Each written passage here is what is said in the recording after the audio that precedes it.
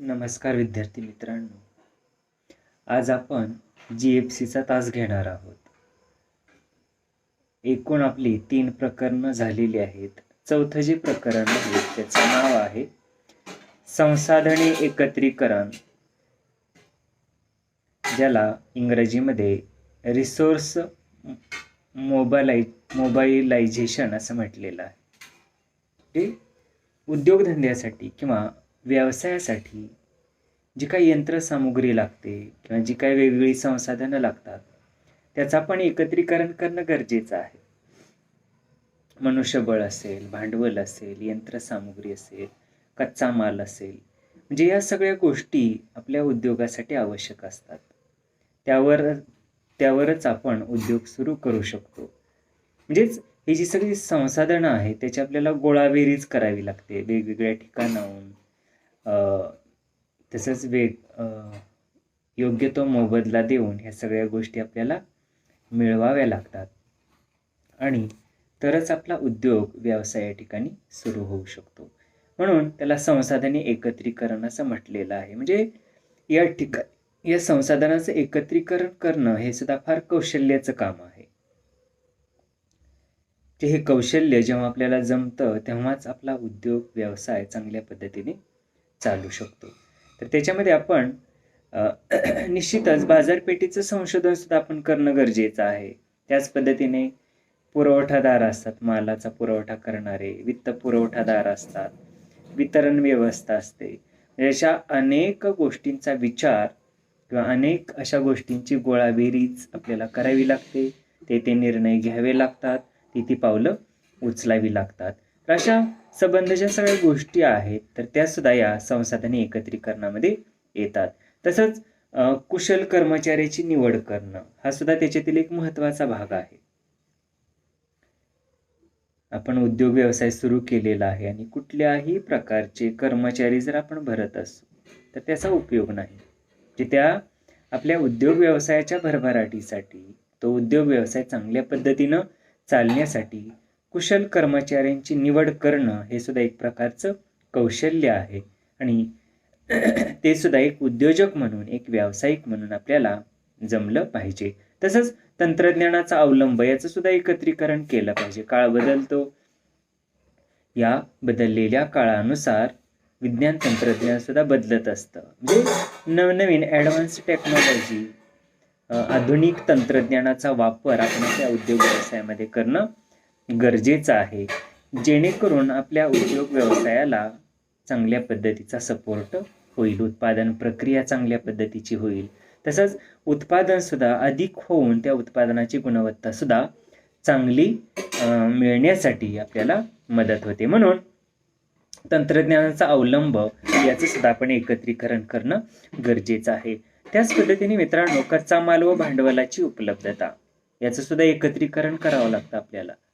आपल्या उद्योगासाठी आवश्यक असणारा जो वेगवेगळा कच्चा माल आहे तो कुठं उपलब्ध आहे, त्याचा दर काय आहे, स्वस्त कुठं आहे, तो कुठल्या कालावधीमध्ये आपण विकत घ्यायचा आहे, किती घ्यायचा आहे, पुढे किती दिवस तो आपल्याला पुरेल, जे त्या कच्च्या मालाच्या संदर्भात त्याची खरेदी, ऑर्डर देणं, तसंच त्या कच्च्या मालाचा शोध घेणं, त्याची उपलब्धती, अशा सर्व गोष्टीचं सुद्धा आपल्याला एकत्रीकरण करावं लागतं. त्याच पद्धतीने भांडवल उपलब्धता याचं सुद्धा आपल्याला एकत्रीकरण करावं लागतं. कुठलाही उद्योग व्यवसाय उभा करायचं म्हटल्यानंतर त्याच्यासाठी भांडवलाची आवश्यकता असते. मग हे भांडवल आपल्याला वेगवेगळ्या वित्तीय संस्थांकडून मिळत असतं. खाजगी पतसंस्था असतील, खाजगी किंवा सहकारी किंवा शासकीय बँका असतील. त्याच पद्धतीने आपल्या जवळचं काही भांडवल असतं, मित्रमंडळी, नातेवाईक, अशा अनेक या आर्थिक स्रोताद्वारे आपण भांडवलाची उपलब्धता केली पाहिजे. म्हणजे याला सुद्धा संसाधने एकत्रीकरण असं आपल्याला म्हणता येईल. तसंच वस्तूचा आकार व स्वरूप, बाजारपेठेतील त्याची मागणी, जे या सर्व बाबी सुद्धा आपण या ठिकाणी त्याची माहिती मिळवणं, त्या संदर्भात आपण निर्णय घेणं, याचा सुद्धा समावेश या संसाधने एकत्रीकरणामध्ये होत असतं मित्रांनो. म्हणजेच या लघु उद्योजकांना विविध प्रकारच्या सोयी सवलती देण्यासाठी सुद्धा योजना पण आखणं गरजेचं आहे. जेणेकरून आपला उद्योग व्यवसाय चांगल्या पद्धतीने चालू शकतो. त्याच पद्धतीने ते जे कर्मचारी आहेत त्यांच्या हिताचाही विचार त्या ठिकाणी निश्चितच करण्याची आवश्यकता असते. लघुउद्योग विकास महामंडळ, महावित्त, खादी ग्रामोद्योग महामंडळ, तांत्रिक सल्ला विनिमय संघटना, ज्याला मिटकॉन असं म्हटलेलं आहे, यासारख्या संस्था उद्योजकांना पायाभूत सुविधा उपलब्ध करून देत असतात. त्याच्यासाठी प्रशिक्षण देणं, तांत्रिक किंवा आर्थिक सहाय्य करणं, जशा वेगवेगळ्या भूमिकेतून या संस्था कार्यरत असतात. म्हणजे या सर्वांची सुद्धा गोळाबेरीज, या सर्वांचं सुद्धा एकत्रीकरण आपल्याला करता आलं पाहिजे. अर्थसहाय्य कुठून मिळतं, आपल्याला प्रशिक्षण कुठून मिळतं, किंवा आपल्याला सेवा सल्ला देणाऱ्या अशा शासकीय संस्था कुठल्या आहेत, जशा थोडक्यात आपल्याला म्हणता येईल सजीव आणि निर्जीव अशा अनेक गोष्टींचं एकत्रीकरण करून आपल्याला आपला उद्योग व्यवसाय या ठिकाणी उभा करणं आवश्यक आहे, किंवा तो उद्योग व्यवसाय आपल्याला निश्चितच त्या ठिकाणी चांगल्या पद्धतीने चालू शकतो. म्हणजे थोडक्यात संसाधने एकत्रीकरण करणं हे उद्योजकाला जमलं पाहिजे. जे याच्यासाठी आपल्याला हे प्रकरण या ठिकाणी आपण अभ्यासतो आहोत. तर विद्यार्थी मित्रांनो, पुढं संसाधने किंवा साधन सामुग्री एकत्रीकरणाचा अर्थ दिलेला आहे. तर निश्चितच ही जी काही प्रमुख संसाधनं आहेत त्याचा विचार या ठिकाणी केलेला आहे. एकूण 6 प्रमुख संसाधनं दिलेली आहेत. त्यातलं पहिलं आहे भांडवलाची उपलब्धता. हे पहिलं संसाधन आहे. भांडवल म्हणजे काय? पैसा, किंवा ज्याला आपण अर्थ म्हणतो किंवा वित्त म्हणतो, जे कशाचंही सोंग करता येईल मित्रांनो, परंतु पैशाचं सोंग करता येत नाही. आपला उद्योग व्यवसाय जर आपल्याला उभारायचा असेल तर त्याच्यासाठी आवश्यक असणारा पैसा आपल्याला उपलब्ध करावा लागतो. म्हणून हे एक महत्त्वाचं संसाधन आहे आणि त्याचं एकत्रीकरण आपल्याला करावं लागतं. मग अशीच म्हटलं, आपल्याकडं असणारा गंगाजळी असेल, किंवा आपल्याकडं असणारी जी काही रक्कम आहे, जी आपण बचत केलेली आहे, किंवा या उद्योग व्यवसायासाठी आपण मित्र, नातेवाईक, वेगवेगळ्या बँका यांच्याकडून सुद्धा कर्ज स्वरूपात रक्कम घेत असतो, जे त्यालाच आपण भांडवलाची उपलब्धता म्हणतो. म्हणजे या संसाधनाचं एकत्रीकरण सुद्धा एक उद्योजक म्हणून आपल्याला चांगल्या पद्धतीने करता आलं पाहिजे. जे वेळेवरती योग्य प्रमाणात जर भांडवल उपलब्धी झाली तरच आपल्या उद्योग व्यवसायाला त्या ठिकाणी मदत होते, चांगला उद्योग व्यवसाय सुरू होतो. त्याच पद्धतीने दुसरं संसाधन आहे ते म्हणजे मनुष्यबळ, कुशल व अकुशल कर्मचारी, याचं सुद्धा एकत्रीकरण आपल्याला करता आलं पाहिजे. आपला उद्योग व्यवसाय चांगल्या पद्धतीने चालण्यासाठी, त्याच्यातून चांगली भरभराट होण्यासाठी मनुष्यबळ, कुशल आणि अकुशल कर्मचाऱ्यांचं आपल्याला एकत्रीकरण करता आलं पाहिजे. फक्त कुशलच मजूर लागतात असं नाही, अकुशल सुद्धा मजुरांची आवश्यकता असते, अशा कर्मचाऱ्यांची आवश्यकता असते, जे निश्चितच वेगवेगळी जी कलाकुसरीची कामं असतील, किंवा वेगळी यंत्रसामुग्री हाताळणं असेल, किंवा वेगवेगळ्या प्रकारच्या तंत्रज्ञानाचा अवलंब करणारे कर्मचारी हे वेगवेगळे असतात. म्हणून आपल्याला अशा कर्मचाऱ्यांचं एकत्रीकरण करता आलं पाहिजे. म्हणून हेही संसाधन अत्यंत महत्त्वाचं आहे. तसंच मित्रांनो, तिसरं संसाधन आहे ते म्हणजे यंत्रसामुग्री आणि विविध उपकरणे यांचं एकत्रीकरण आपल्याला करता आलं पाहिजे. आपला उद्योग, आपला व्यवसाय चांगल्या पद्धतीनं चालण्यासाठी आपल्याला वेगवेगळ्या प्रकारची यंत्रसामुग्री आवश्यक असते. तसंच वेगवेगळ्या प्रकारची उपकरणं आवश्यक असतात, आणि ही उपकरणं, ही यंत्रसामुग्री सुद्धा आपण अपडेट असलेलीच घेणं आवश्यक आहे. कालबाह्य किंवा जुनाट म्हणूया आपण, जास्त वीज लागणारी किंवा कमी उत्पादन देणारी अशा ज्या काही यंत्रसामुग्री असतात त्या कालबाह्य झालेली असतात, जे निश्चितच आपण नवनवीन टेक्नॉलॉजी, नवनवीन उपकरणं यांची खरेदी किंवा त्यांचं एकत्रीकरण एक उद्योजक म्हणून आपल्याला करणं महत्त्वाचं आहे. अन्यथा आपण उद्योगामध्ये मागं राहू. म्हणून स्पर्धेमध्ये टिकायचं असेल तर अशी यंत्रसामुग्री, विविध उपकरणं ही किंवा अशी ॲडव्हान्स टेक्नॉलॉजी वापरून आपण आपल्या उद्योग व्यवसायासाठी निश्चितच मदत करू शकतो, आणि ती मदत निश्चितच आपल्याला मदत होते असं म्हणता येईल. म्हणजे उत्पादन प्रक्रिया फास्ट होते, उत्पादन मोठ्या प्रमाणावर होतं, गुणवत्ता उत्पादनाची चांगली राहते, आणि निश्चितच आपल्याला आर्थिक फायदा होण्यासाठी मदत होते. त्यानंतर मित्रांनो, चौथं संसाधन आहे ते म्हणजे कच्चा माल व इतर सामग्री. तर कुठलाही उद्योग व्यवसाय असतो त्याच्यासाठी कच्चा माल आवश्यक असतो. जसं साखर कारखाना आहे त्याच्यासाठी ऊस हा कच्चा माल आहे, किंवा कापड उद्योग आहे आपला त्याच्यासाठी कापूस हा कच्चा माल असतो, किंवा अनेक कृषी उत्पादनं असतील ही कच्चा माल असतात. म्हणजे त्यावर आधारित आपण उद्योग व्यवसाय सुरू करू शकतो किंवा केलेले असतात. पण आपल्याला म्हणता येईल कच्चा माल व इतर सामुग्री याचं एकत्रीकरण आपल्याला करता आलं पाहिजे. जे हा कच्चा माल कुठं उपलब्ध आहे, तो कुठल्या हंगामात आहे, त्याचा दर काय आहे याची तुलना केली पाहिजे. तो आपल्याला तेवढ्या प्रमाणात उपलब्ध होईल का, त्याची आगाऊ आपण ऑर्डर देणं किंवा त्याच्याशी करार करणं, जशा काही बाबी आहेत त्या कच्च्या मालाच्या संदर्भात महत्त्वाच्या असतात किंवा त्याचं एकत्रीकरण आपणाला करावं लागतं. तसंच इतर सामुग्री म्हटलेलं आहे, म्हणजे कच्च्या मालाबरोबरच आपल्याला इतर सामुग्री सुद्धा आपल्या उद्योग व्यवसायासाठी लागत असते. मग ती यंत्रसामुग्री असू द्या किंवा वेगवेगळी उपकरणं असू द्या किंवा इतर प्रकारचा छोटा मोठा कच्चा माल असू द्या किंवा इतर प्रकारची स्टेशनरी असू द्यात, जशी वेगवेगळी उपकरणं, साहित्य, सामुग्री आपल्या उद्योग व्यवसायासाठी निश्चितच महत्त्वाची असते असं आपणाला म्हणता येईल. मित्रांनो, त्यानंतर पुढचं संसाधन आहे ते म्हणजे तंत्रज्ञान, कार्यक्षम व काटकसरी असे व्यवस्थापन. जे याचं सुद्धा आपल्याला एकत्रीकरण करता आलं पाहिजे. तंत्रज्ञान तसंच कार्यक्षम व काटकसरीचे व्यवस्थापन याचं सुद्धा एकत्रीकरण आपण केलं पाहिजे. तंत्रज्ञानाचा अवलंब तर आपण करणं आवश्यकच आहे. त्याच्याशिवाय उत्पादन प्रक्रिया गतिशील होणार नाही. उत्पादनाची गुणवत्ता निश्चितच वाढण्याची आवश्यकता असते आणि तरच आपण बाजारपेठेमध्ये स्पर्धेमध्ये उतरू शकतो किंवा आपलं उत्पादन लोकांना ते आवडू शकतं. लोक त्या उत्पादनाला निश्चितच पसंती देऊ शकतात. त्याच पद्धतीने कार्यक्षम व काटकसरीचं व्यवस्थापन याचं सुद्धा एकत्रीकरण करता आलं पाहिजे. आपण आपल्या उद्योग व्यवसायामध्ये जे व्यवस्थापन करतोय, जे आपलं मॅनेजमेंट आहे ते कार्यक्षम असणं गरजेचं आहे. जे प्रत्येक विभागाशी एक आपण हेड म्हणून किंवा एक उद्योजक म्हणून आपल्याला त्या ठिकाणी संवाद साधता आला पाहिजे, विचार विनिमय करता आला पाहिजे, आपले विचार लोकांना ठामपणे सांगता आले पाहिजेत. त्याच पद्धतीने लोकांचे विचारही आपण ऐकून घेतले पाहिजेत. त्यांच्या ज्या कल्पना आहेत, त्यांची जी मतं आहेत यावरती सुद्धा चर्चा होणं गरजेचं आहे. त्याला आपण कार्यक्षम व्यवस्थापन म्हणतो. म्हणजे हे सुद्धा संसाधन आपण एकत्रीकरण करण्याची आवश्यकता आहे. त्याच पद्धतीने काटकसरीचं व्यवस्थापन असलं पाहिजे.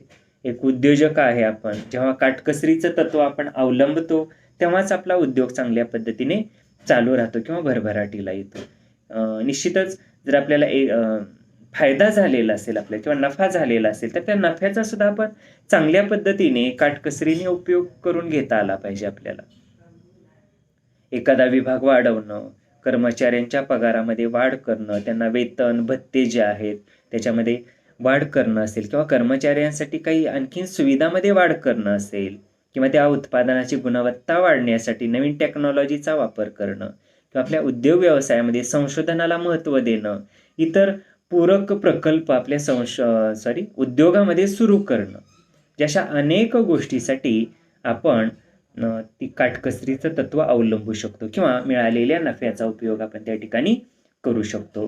पण आपल्याला म्हणता येईल की हे सुद्धा संसाधन एकत्रीकरणाचा महत्त्वाचा घटक आहे. लक्षात ठेवा मित्रांनो, तंत्रज्ञान तसंच कार्यक्षम व काटकसरीचं व्यवस्थापन याचं आपल्याला एकत्रीकरण करता आलं पाहिजे. आणि शेवटचं संसाधन आहे ते म्हणजे बाजारपेठ व योग्य अशी वितरण व्यवस्था याचं सुद्धा आपल्याला एकत्रीकरण करता आलं पाहिजे. म्हणजेच बाजारपेठेचा विचार आपण केला पाहिजे.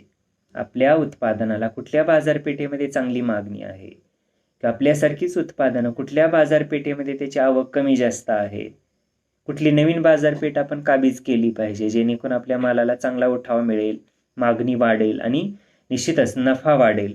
आणि भविष्य काळाचा विचार करून सुद्धा आपण या बाजारपेठेच्या संदर्भात आपण जागरूक राहणं गरजेचं आहे. त्यालाच म्हणता येईल बाजारपेठ विषयक संसाधन एकत्रीकरण. नुसतं डोळेझाकपणे उत्पादन करून चालणार नाही. नुसतं ढिगाणं उत्पादन आहे कारखान्यात त्याचाही उपयोग नाही. बाजारपेठेचा विचार करून आपण उत्पादन प्रक्रिया राबवणं गरजेचं आहे. बाजारपेठेमध्ये जर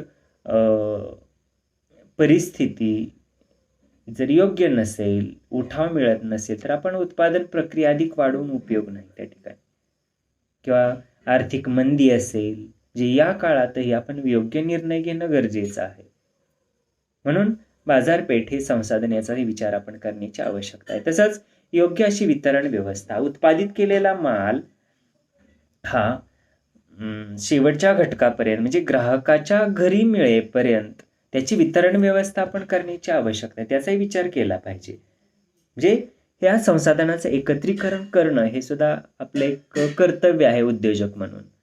नुसता माल उत्पादित केला, वितरण व्यवस्थेचं काय?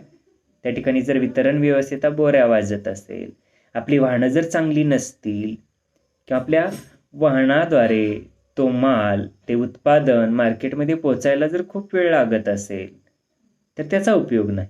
पण आपण या वितरण व्यवस्थेचा सुद्धा संसाधन एकत्रीकरणामध्ये निश्चितच विचार करण्याची आवश्यकता आहे. आपल्याकडे स्वतःची वाहनं असतील तर मित्रांनो, तो माल आपण पटकन बाजारपेठेमध्ये नेऊ शकतो आणि ग्राहकांच्या घरी सुद्धा आपण त्याची डिलिव्हरी देऊ शकतो. जितकं ग्राहकांना आपण अशा सेवा सुविधा किंवा सवलती देऊ, तितकं आपल्या वस्तूला, आपल्या उत्पादनाला ग्राहक पसंती देत असतात. जे ग्राहक देवो भव अशी संकल्पना आपण उद्योग व्यवसायामध्ये अवलंबणं गरजेचे आहे. म्हणून या संसाधने एकत्रीकरणामध्ये आपण वितरण व्यवस्थेचा म्हणजे ग्राहकाला नजरेसमोर ठेवून, ग्राहकाला केंद्रबिंदू मानून ही वितरण व्यवस्था आपण राबवणं गरजेचं आहे.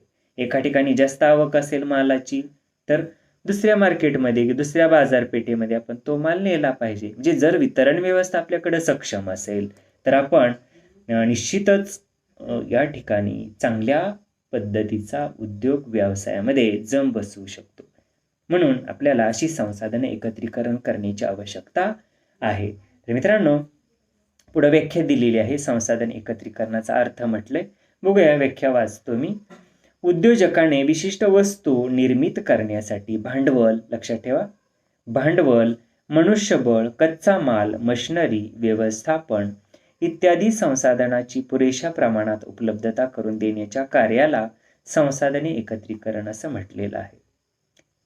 जे उद्योजकांना हे सगळं एकत्रीकरण करायचंय, त्याला संसाधन एकत्रीकरण म्हटले. मग कशा कशाचं एकत्रीकरण मित्रांनो? तर भांडवल आहे, जे विशिष्ट वस्तू निर्माण करण्यासाठी, विशिष्ट प्रकारचे उत्पादन घेण्यासाठी कशाचं एकत्रीकरण? तर भांडवल, मनुष्यबळ, कच्चा माल, मशिनरी आणि व्यवस्थापन म्हणजेच मॅनेजमेंट, या सगळ्याचं एकत्रीकरण करणं, या सगळ्यांची गोळा बेरीज करून आपला उद्योग व्यवसाय चालवणं, सुरू ठेवणं, यालाच आपण संसाधने एकत्रीकरण असं म्हणतो. म्हणजे एकूणच आपल्याला या संसाधने एकत्रीकरणाकडे लक्ष देण्याची आवश्यकता आहे. याच्यातील एक जरी घटक किंवा याच्यातील एक जरी संसाधन एकत्रित करण्यामध्ये अडचणी येत असतील, तर मित्रांनो निश्चितच त्याचे धोके आपल्याला मिळाल्याशिवाय राहणार नाहीत. आपण या सर्व संसाधनाचा विचार अगोदरच करण्याची आवश्यकता आहे. जे एक उद्योजक म्हणून आपण सजग राहण्याची आवश्यकता आहे असे या ठिकाणी म्हणता येईल. त्यानंतर मित्रांनो, विविध संसाधनं दिलेली आहेत. जे वर जी आपण पाहिली संसाधनं तीच खाली दिलेली आहेत. पाहूया आणखीन ती. जसं पहिलं आहे भांडवल म्हटलेलं आहे. याचाही विचार आपण वर केलेला आहे. तर हे महत्वाचं संसाधन आहे मित्रांनो उद्योग व्यवसाय सुरू करण्यासाठी किंवा उद्योग व्यवसायाशी निगडीत, ज्याला भांडवल असं म्हटलेलं आहे. जे आपल्याला या ठिकाणी आर्थिक गोष्टीचं एकत्रीकरण करावं लागतं. आपल्याकडे किती पैसा किंवा किती आपल्याकडे शिल्लक आहे, मग आपल्याला किती पैसा किंवा किती भांडवल उपलब्ध करायचं आहे, कमी आहे, मग ते कुठून मिळवायचं आहे, जिथून मिळवायचं आहे त्या वित्तीय संस्थेचा व्याजदर काय आहे, कुठल्या फॅसिलिटीज योजना आहेत का, या सर्व गोष्टीचा धांडोळा, या सर्व गोष्टीचा विचार आपण करण्याची आवश्यकता आहे. जे तरच भांडवल एकत्रीकरण होऊ शकतं.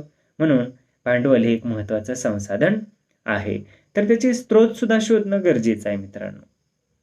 आज अनेक शासकीय अशा योजना आहेत की ज्या नव उद्योजकासाठी कमी व्याजदरामध्ये भांडवल उपलब्ध करून देतात. कमीत कमी कागदपत्रामध्ये किंवा कमीत कमी अटी, कंडिशन, शर्तीमध्ये हे भांडवल आपल्याला उपलब्ध करून दिलं जातं. म्हणून याचा विचार आपण करण्याची आवश्यकता आहे. जर भांडवल उपलब्ध झालं, योग्य प्रमाणात झालं, तर निश्चितच आपल्या उत्पादन प्रक्रियेमध्ये अडथळे येत नाहीत किंवा अडचणी येणार नाहीत. निश्चितच या भांडवलाच्या उपलब्धतेमुळं काय होतं, तर उत्पादन सातत्य राहतं.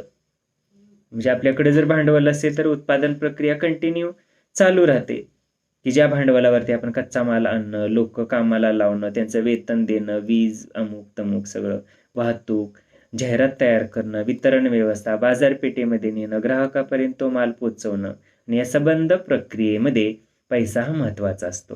आणि आपल्याला म्हणता येईल उत्पादन सातत्य टिकून राहण्यासाठी भांडवल हे संसाधन महत्त्वाचं आहे. तसंच प्रबंधकांचा आत्मविश्वास वाढतो. कशामुळे, तर भांडवलामुळे. प्रबंधक म्हणजे कोण, तर जे काही सगळं मॅनेजमेंट आहे, जे आपल्याकडे जेव्हा पैसा असतो उद्योजक म्हटल्यानंतर, तर आपला आत्मविश्वास वाढल्याशिवाय राहत नाही आणि त्या आत्मविश्वासाच्या जोरावरती आपण आणखीन प्रगती करतो. भांडवल असेल, पुरेशा प्रमाणात आपल्याला नफा मिळाला असेल तर निश्चितच त्याचे चांगले परिणाम सर्व घटकावरती होतात. कर्मचाऱ्यांचा पगार वाढतो, कर्मचारी आनंदानं काम करतात, उत्पादन प्रक्रिया आणखीन सुलभ करतो आपण, नवनवीन यंत्रसामुग्री अवलंबतो, जाहिरातीवरती खर्च करतो आणि निश्चितच त्या वस्तूच्या किमतीसुद्धा आपण कमी करून ग्राहक वळवण्यासाठी ते प्रयत्न करू शकतो. डिस्काउंटची योजना असेल तुमची किंवा 1 बाय गेट बाय अशा योजना असतात किंवा काही दिवाळी बंपर योजना असेल, दसरा बंपर योजना वगैरे अशा अनेक योजना राबवून आपण आपल्या वस्तूला मागणी वाढवू शकतो. म्हणजे हे सर्व मित्रांनो भांडवली या संसाधनावरती अवलंबून आहे. तसंच सामुग्रीची खरेदी परिणामकारकपणेही करता येते आपल्याला. कधी भांडवल उपलब्ध असेल, जी यंत्रसामुग्री लागते, जे कच्चा माल लागतो, जे कुशल मनुष्यबळ लागतं, जी नवनवीन वाहनं आवश्यक असतात, जाहिराती तयार कराव्या लागतात, जशा अनेक गोष्टीसाठी पैसा महत्त्वाचा असतो.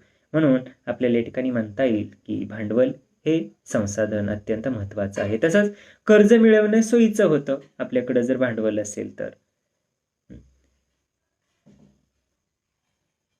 समजा आपल्याकडं जमीन आहे किंवा इतर काही स्थावर मालमत्ता आहे, ती सुद्धा आपण वित्तीय संस्थेकडं गहाण ठेवून त्याच्यावरती भांडवल उपलब्ध करू शकतो. जे उद्योजक म्हटल्यानंतर किंवा एकदा उद्योगामध्ये आपण उडी घेतल्यानंतर मागं सरून चालत नाही. ज्या आर्थिक अडचणी पावलोपावली येतात त्याच्यावरती आपल्याला मात करणं हे आपण शिकणं गरजेचं आहे. आपल्याकडे उपलब्ध असणाऱ्या वस्तू वेळप्रसंगी आपण तारण म्हणून बँकेमध्ये ठेवून त्याच्यावरती भांडवल उपलब्ध करण्याचं धाडस सुद्धा आपण केलं पाहिजे. म्हणून या ठिकाणी आपल्याला म्हणता येईल भांडवल हा घटक किंवा हे संसाधन महत्त्वाचं आहे. तसंच आकस्मिक परिस्थितीला तोंड देता येतं कधी जर आपल्याकडे भांडवल असेल तर. समजा काही धोके निर्माण झाले, उदाहरणार्थ आपल्याला सांगता येईल माल भरून जेव्हा आपण ट्रक समजा पाठवतोय मार्केटमध्ये, मग तो शेवटी यंत्र आहे, जर त्याला आग लागली समजा ट्रकला, माल काय होतो जाळाच्या किंवा त्या अग्नीच्या भक्ष्यस्थानी पडतो, जळून खाक होतो. बरेच वेळा ॲक्सिडेंट होतात, माल त्या ठिकाणी खराब होतो किंवा बरेच वेळा माल चोरीला जातो. जसे जे काय अनेक व्यावसायिक धोके आहेत, तर त्या धोक्यावरती मात करण्यासाठी आपल्याकडे जेव्हा भांडवल किंवा आपल्याकडे भांडवल उपलब्ध असणं गरजेचं आहे. कारण असे धोके व्यवसायामध्ये येत असतात, हे गृहीत धरून आपण चालणं आवश्यक असतं. त्याच्यासाठी आपण आगाऊ भांडवल आपल्या जवळ ठेवणं किंवा नफ्यापैकी बराचसा भाग किंवा विशिष्ट भाग आपण अशा इमर्जन्सीच्या वेळेला किंवा आकस्मिक अशा आपत्तीच्या वेळेला त्याचा उपयोग करता येईल अशी आपण तजवीज करणं गरजेचं आहे. त्यानंतर मित्रांनो दुसरं संसाधन आहे कच्चा माल. याची चर्चा आपण वरती केलेलीच आहे, तरी आणखीन तो डबल घटक दिलेला असू द्या.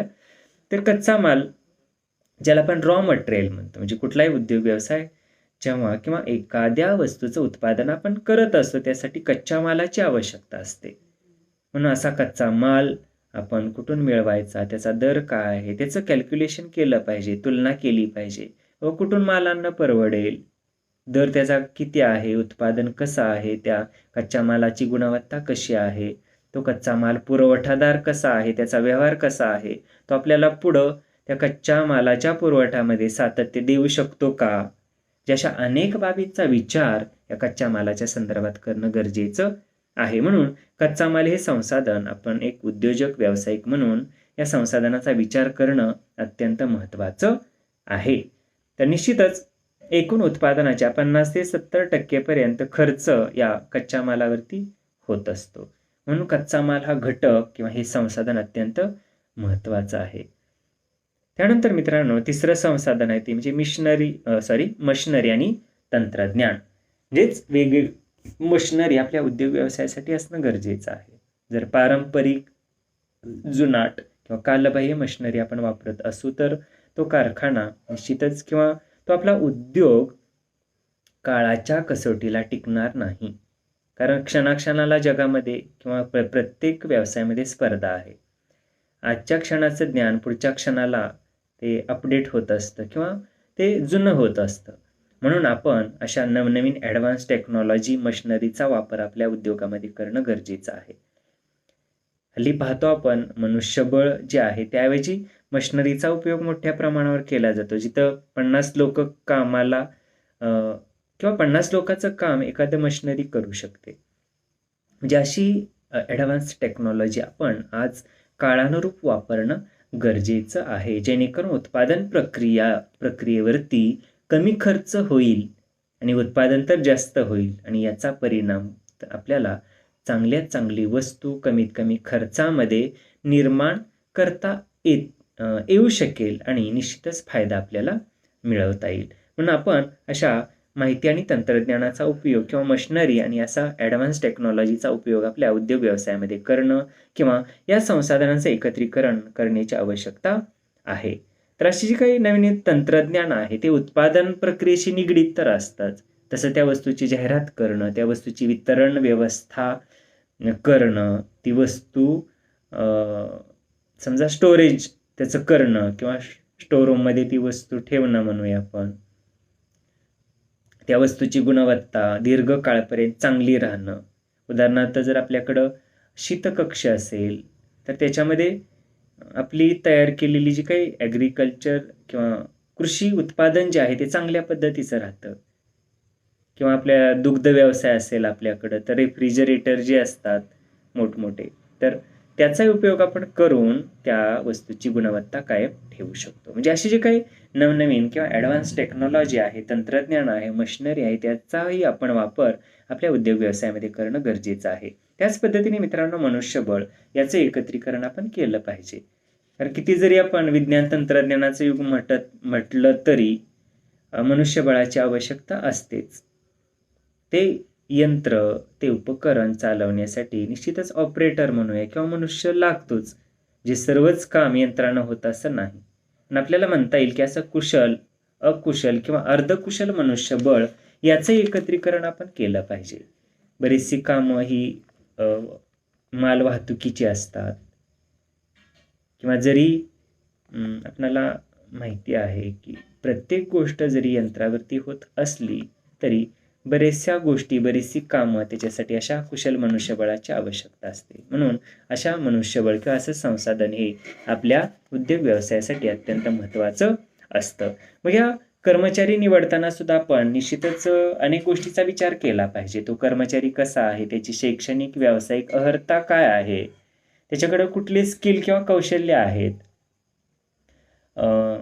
तो कशा पद्धतीने आपल्या उद्योगामध्ये इतर लोकांशी तो कसा वागतो, त्याची बौद्धिक क्षमता काय आहे, त्याचा भावनिक सामाजिक विकास कशा पद्धतीने झालेला आहे किंवा तो आपल्या या उद्योग व्यवसायामध्ये मिळून मिसळून राहील का. म्हणजे अशा अनेक गोष्टींचा विचार करून कर्मचाऱ्याची निवड केली पाहिजे. पुढे आपल्याला बघायचंच आहे मित्रांनो कर्मचाऱ्याची भरती वगैरे. जे जाहिरात देऊन बऱ्याच वेळा ओळखीनं कर्मचाऱ्याची भरती होते किंवा एखाद्या संस्थेकडं ते पोर्टलद्वारे सुद्धा या ठिकाणी भरती केली जाते. वृत्तपत्रामध्ये जाहिराती येतात किंवा इंटरनेटद्वारे सुद्धा अशा कर्मचाऱ्यांची भरती केली जाते. पण आपल्याला म्हणता येईल की कर्मचारी हे संसाधन सुद्धा आपल्या उद्योग व्यवसायासाठी महत्त्वाचं आहे. त्यानंतर बाजारपेठ व वितरण व्यवस्था म्हटलेलं आहे. याचं सुद्धा एकत्रीकरण आपल्याला करता आलं पाहिजे. बाजारपेठ, मग कुठली बाजारपेठ आपल्या वस्तूसाठी महत्त्वाची आहे, आपल्या वस्तूला कुठल्या बाजारपेठेमध्ये किती मागणी आहे, मागणी पुढील काळामध्ये वाढू शकेल का, त्या बाजारपेठेमध्ये आपल्याला वस्तूला चांगला भाव मिळेल का, चांगला ग्राहक मिळेल का, तिथले दलाल किंवा एजंट कशा पद्धतीने कॉपरेट करतात आपल्याला, ती बाजारपेठ नियंत्रित आहे का, खाजगी आहे का, सहकारी आहे, ती बाजारपेठ किती दूर आहे आपल्या त्या कारखान्यापासून, आपल्या उद्योगधंद्यापासून, ते परवडेल का वाहतूक आपल्याला, जशा अनेक गोष्टींचा विचार आपण या बाजारपेठेच्या संदर्भात केला पाहिजे. म्हणून बाजारपेठ हे संसाधन एक उद्योग व्यावसायिक म्हणून या संसाधनाचा विचार करण्याची नितांत गरज आहे. त्याच पद्धतीने वितरण व्यवस्थेचा याचाही विचार आपण केला पाहिजे.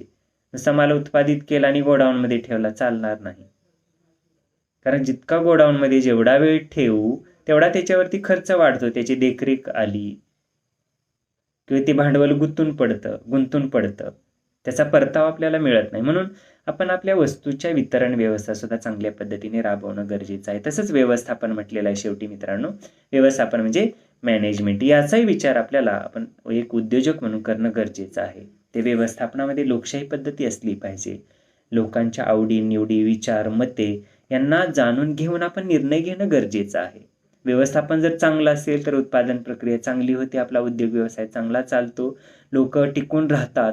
म्हणून आपण या व्यवस्थापन या संसाधनाचा विचार करणं गरजेचं आहे. मित्रांनो, जास्त वेळ होतोय, व्हिडिओ अपलोड होत नाही, नंतर आपण या ठिकाणी थांबूया. धन्यवाद.